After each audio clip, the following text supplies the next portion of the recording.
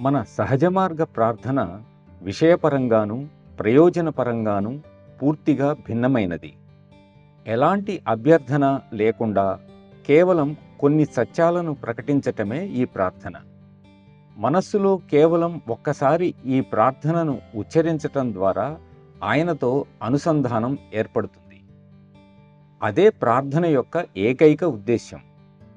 అప్పటి నుండి ప్రాణాహుతి ప్రసరణ ప్రారంభమవుతుంది.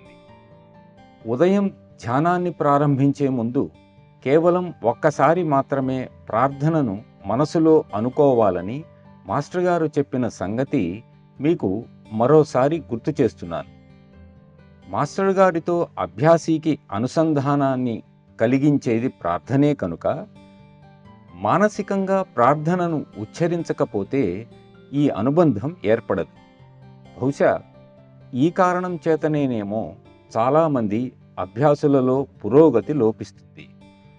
కాబట్టి మనం ఉదయం చేసే ధ్యాన సాధనలో ఇది వారితో సంబంధాన్ని కలిపే ఒక స్విచ్లా పనిచేస్తుంది.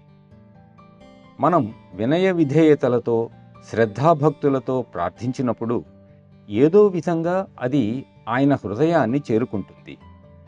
దానికి సమాధానం లభిస్తుంది. అందుకని అత్యధిక భక్తి శ్రద్ధలతో అత్యంత ప్రేమతో మనం ప్రార్థించాలి. ప్రేమ భక్తి ప్రపత్తులతో నిండిన హృదయంతో ప్రార్థించినప్పుడు మన అంతరంగంలో ఒక శూన్యస్థితి ఏర్పడి తద్వారా దివ్యకృప మన వైపు ఆకర్షించబడి మనలోనికి ప్రవేశిస్తుంది.